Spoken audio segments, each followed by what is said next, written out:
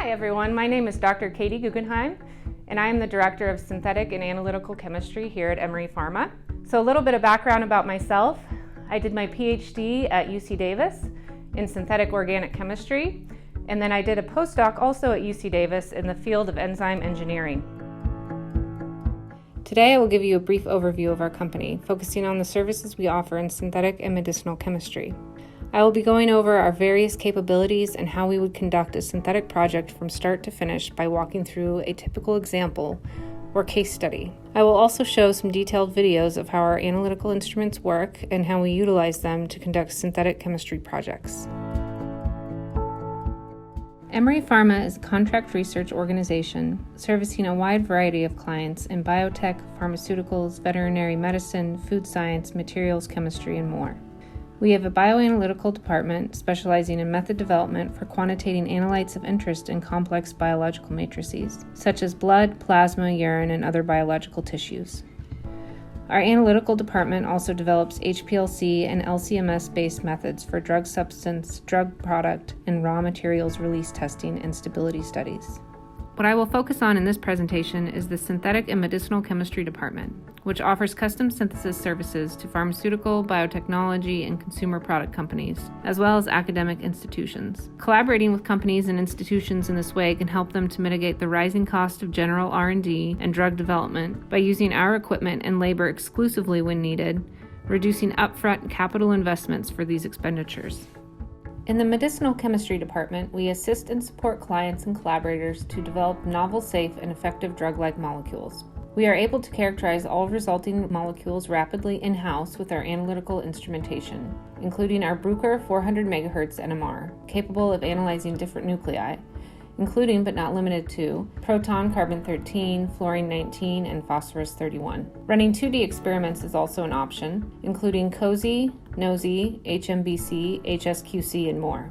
We also have multiple LC-MS instruments available in-house to identify and confirm the mass of the compounds and also assess purity of the material by UV. We are also able to assist in impurity identification and elucidation arising from your API, formulation, or other steps in the synthetic or drug manufacturing process. In many cases, after elucidation has been performed on the impurity of interest, synthesis of the impurity is requested for the necessary toxicity studies, which we of course can also support. We also have capabilities in nitrosamines testing, such as NDMA, as we have been the key petitioner that resulted in the removal of ranitidine from the market. We are also able to assist your team in patent strategies to ensure the most complete patent coverage, working closely with our patent consultants and attorneys. In our Synthetic and Medicinal Chemistry Department, we can support a wide range of research and development and preclinical projects, all conducted on a fully confidential basis. Depending on the client's needs, we can agree to an hourly or full-time employee contract. Our team prides itself on providing reliable and high-quality chemistry service, with on-time delivery of compounds. If we start with an unknown synthetic route or issues happen to arise in precedented synthetic procedures, the client is always kept abreast of any changes that will need to be made in the timeline of compound production. Our team is committed to troubleshooting any issues that arise to get back on track for successful completion of the desired product. Our medicinal chemistry team has expertise in anti-cancer, antibacterial, metabolic disorder, and glycosidase inhibitor therapeutics development, and with our state-of-the-art facilities can support your efforts to develop new drugs. In our medicinal chemistry department specifically, our chemists have expertise in hit identification, hit-to-lead optimization, and development of clinical candidates in support of INDs, NDAs, ANDAs, ANDSs, and MAAs for regulatory submissions. We are also able to scale up synthesis of a chosen candidate for preclinical studies on a scale of upwards of 50 grams. Members of our team have led projects in big pharma, biotech, and successfully moved compounds into development of clinical candidates. We have experience with interfacing with biologists and have an understanding of the biological data to help explore structure-activity relationships to aid in the design of drug-like molecules. We also extend this understanding into improving pharmacokinetic, pharmacodynamic, and toxicity profiles in the development of these candidates. On the synthetic chemistry side of things specifically, our chemists have experience in multi-step routes for the synthesis of key building blocks, reference compounds, impurities, and metabolites in milligram to gram quantities. We are capable of conducting projects involving asymmetric synthesis, peptide chemistry including on-bead couplings, oligosaccharide synthesis, heterocyclic synthesis, and many more types of chemistries that I'm not listing here. We have in-house instrumentation for purification, including a PrEP HPLC and CombiFlash, and characterization, including multiple LCMS instruments, a GCMS, and a 400 MHz NMR. We have experience in hard-to-separate mixtures and have been able to deliver high-purity compounds to our clients. In the next few slides, I will walk through how we would handle a synthetic project from beginning to end. The client typically inquires with a specific structure of interest. We then initiate the project by doing a literature search for all synthetic procedures that could be useful to the compound of interest. In some cases, the exact compounds have been synthesized before and there is literature precedent or procedures available, either provided by the client or found by our team. In other cases, the compound of interest has not been synthesized, in which case a hypothetical synthetic route will be developed by either the client or our team, exploiting the literature for any relevant reactions. Once a procedural plan is in hand, we embark on the synthesis in the lab, typically with a feasibility study. A feasibility study is a pilot run which is done on a very small scale. It could be as little as a few mgs to assess the success of the planned procedures. Once this study is complete, the client can then choose whether or not they would like to move forward with a full synthetic scale-up in the amount desired. For instance, if the planned procedures failed and more R&D synthetic development is needed, the client can choose at this point whether or not they want to move forward with this type of work. Our team never shies away from a challenge, of course with the client's approval to move forward. So in the old days, you would typically assess the success of reactions by thin layer chromatography, or TLC. If the compounds were not UV active, using TLC stains is an option, such as iodine, potassium permanganate, PMA, ninhydrin, etc. Of course, with the advent of LCMS, we now have a much more detailed and thorough picture of what is going on in the flask. A crude NMR can also be taken, and our NMR here is shown on the right. Although if the mixture is complex, the resulting compounds may be hard to differentiate from each other. So now I'm going to show a video, which is a walkthrough of how we would set up our LCMS to conduct such an analysis. We have 3 triple quad LCMS-MS instruments in-house. When doing a general assessment of synthetic success, only a single quad is really needed. However, the triple quad instruments would help with differentiating structural isomers, if needed, through fragmentation patterns. We mostly use our tandem MS capabilities for bioanalytical quantitation work. Shown here is the acquisition window of our Agilent system. First, we toggle to the method editor where we set up the parameters such as the mobile phases and gradient program. For reaction monitoring, a typical reverse phase gradient from high aqueous to high organic then back to aqueous is sufficient with a standard C18 column. You can then set up your column compartment parameters. In this case, we would probably keep the column at room temperature for initial studies. The DAD parameters are then set and monitoring multiple wavelengths is possible. If the wavelength of maximum absorbance is not known for the compounds of interest, 254 nanometers is typically used in organic synthesis. If this does not work, literature searching on similar compounds may help pinpoint this down. We can also run a quick scan on our in-house spectrophotometers to find the wavelength of max absorbance if necessary. We would then go to the triple quad tab and set up the parameters for the mass spec. In this case, we would do an MS2 scan starting from an M/Z for maybe 70 to 500 in positive mode. Of course, if the mass of the compound of interest does not fall in this range, this will need to be adjusted. If certain side products are hypothesized, the masses of these may also need to be considered in choosing this range. Also, if the compounds are thought to be more amenable to negative mode, this can also be changed. Lastly, we would set up the work list describing the sample and data file this will be saved as, and then from here, press play, which starts the sequence.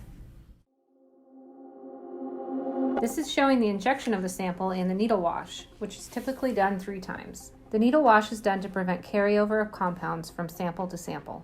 The module shown here in the video is the binary pump, which is like the heart of the instrument, delivering the mobile phase carrier. A good starting point for mobile phase choice is water with a formic acid modifier and acetonitrile or methanol as the organic phase. The binary pump head has the advantage of high pressure mixing, delivering a very precise gradient.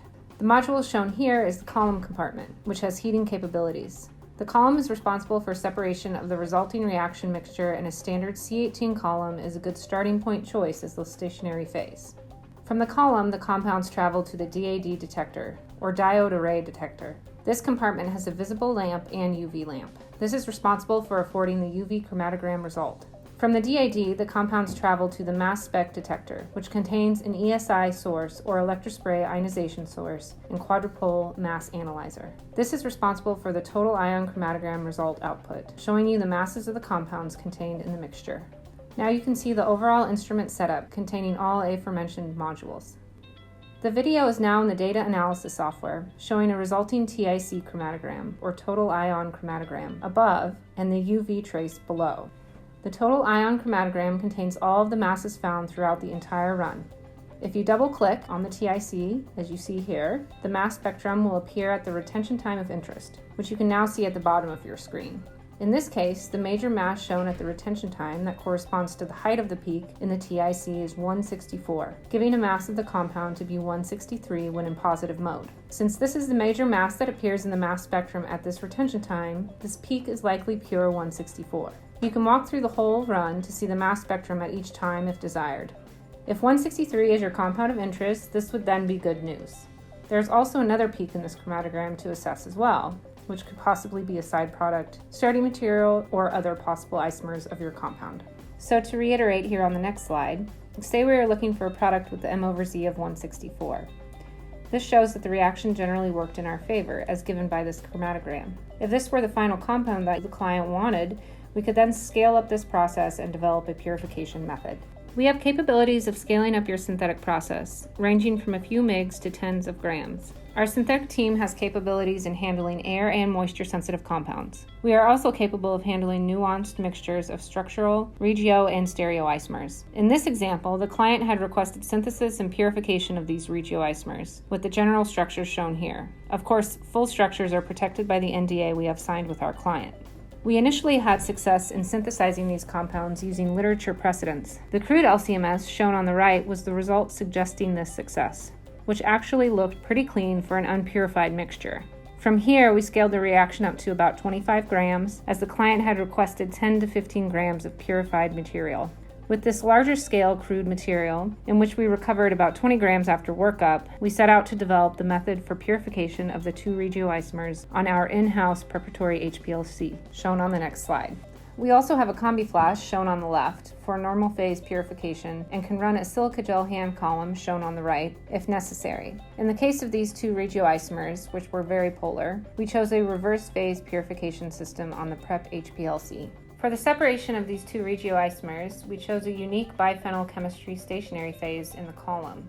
Biphenyl stationary phase is known for greater retention and selectivity of polar aromatic compounds such as these regioisomers, and this column chemistry is shown here. Of course, this column choice was also facilitated by trial and error on an analytical scale with a smaller column of the same chemistry. The video here shows the setup of our Waters Preparatory HPLC 150. The first screen shows where you would choose your mobile phase, gradient, and flow rate, much like the analytical version. All of these parameters are highly important features that can make the difference between separation or no separation. The next tab contains the fraction collection program settings. If we do not know which peak is resulting from the compound of interest, we can set this to collect all peaks that occur above a certain absorbance threshold at the wavelength of max absorbance. Also, we have had cases in which the compounds are not UV active and therefore have collected fractions based on time segments. The colors you see here are separate fractions that have been collected in a previous chromatogram. This tab is where we would set up the sample sequence, including the location of the material, the data file name, and injection volume. From here you add the sequence, once complete, to the queue and hit the play button. Here we see the collection of fractions, which as mentioned before is time or absorbance based. You can see how it moves from one test tube to the next. The next module is the UV vis detector with a preparatory flow cell, giving the resulting chromatogram for the mixture. In this case, you can see it is set at a wavelength of 210 nanometers. Of course, the wavelength is customizable and is capable of dual monitoring, or 2 wavelengths at a time. This module is the binary pump that delivers the mobile phase. It is capable of flows ranging from 0.5 to 150 mils per minute. We also have the capability of using an inert gas sparge, in this case helium, which degasses the solvents, especially useful when running low flow rates or dealing with air-sensitive compounds. We can then see here the real-time resulting UV trace in which we can watch the compounds eluting. You can see the 2 colors that indicate the fractions collected. In this particular case, we were not sure where the compounds were going to come out, so we collected based upon time segments. Going back to our case study of 2 regioisomers, this is an example chromatogram in which we used the 30 by 250 millimeter biphenyl column from Phenomenex to achieve this separation. Unfortunately, many of the underlying impurities that we did not see in the analytical chromatograms appeared in the prep system, as you can see here. Since the client had requested 10 to 15 grams of material, we decided to overload the column with 300 mg of material each injection. While we do not see great separation at this loading, we can pick and choose the fractions by setting up a time-segmented collection to obtain pure material. The fractions shown in green were found to be pure regioisomer 1 and fraction 5 in pink, pure regioisomer 2. With multiple injections on the order of 50 to 100, we are able to achieve greater than 98% purity of both regioisomers in the amount that the client had requested. As you can see here, these are the analytical runs of the purified material, achieving 98% purity for regioisomer number 2, shown below in pink, and greater than 98% purity for regioisomer 1, shown above in green. The next step is to combine the necessary fractions and dry down the material with a rotovap. Once the material has been dried down with a rotovap, we confirm that the purified material is our desired compound by obtaining a proton and carbon NMR with our in-house 400 MHz NMR. As mentioned previously, our NMR is capable of detecting multiple different nuclei, doing 2D experiments, solvent suppression experiments, temperature-controlled experiments, and much more. Now I will show a video of the full NMR setup and go through the process of running an NMR.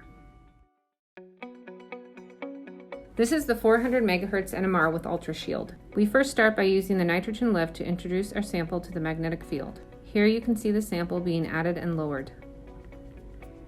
The next step is to lock the signal on the deuterated solvent the sample is dissolved in to compensate for drifting resonance frequencies. Here you can see the program's process for locking, which is necessary to acquire reliable data.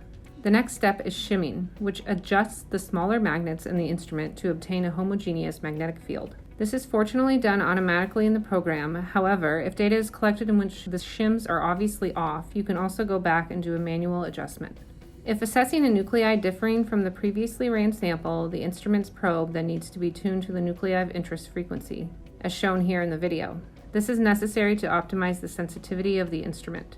From here, we decide the number of scans in the acquisition amongst many other parameters that I won't go into now. After acquisition of the FID, or free induction decay spectrum, we then command the program to do a Fourier transform on the data to obtain the resulting spectrum.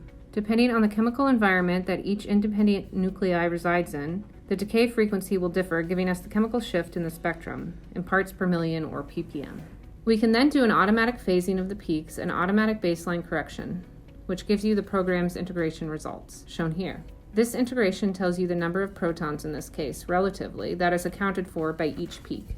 Shown here is an example NMR from our earlier case study. From analyzing this data, you can either confirm or reject the hypothetical structure. We can also assess purity by the cleanliness of the data we obtain. Of course, we always run purity by LCMS as well on the final material and provide all of this data in a certificate of analysis with the deliverable compound to the client. Speaking of our NMR, we have multiple additional capabilities for our clients. This includes release testing by identification, in which we basically make sure that the compound is the correct structure by preset NMR chemical shift and integration specifications, including impurity analysis. We can do release testing by average degree of substitution determination. For example, cyclodextrin excipients typically have a polydispersed degree of substitution units on the polysaccharide ring. We can determine this number by calculating the ratio of 2 specific peaks for ultimate release of the product. This idea can also be applied to antibody drug conjugates, determining how many drug payload units are displayed on the antibody carrier. We also have the capability of determining quantitative purity by NMR using an internal standard, such as maleic acid, ethylene carbonate, or dimethylsulfone, which we readily have in-house. All of these tests can be conducted in an R&D or GLP/cGMP manner, using our qualified 400 MHz NMR in-house, as you can see on the right-hand side of this slide. This concludes the steps taken to complete an example synthetic project here at Emery Pharma, with a little extra information about our additional capabilities in the analytical and bioanalytical departments. So we hope you enjoyed the presentation today. If you have any questions at all, please reach out to us by phone or email at info@emerypharma.com. We'd love to hear about your projects, and we hope we can collaborate with you soon. Thank you.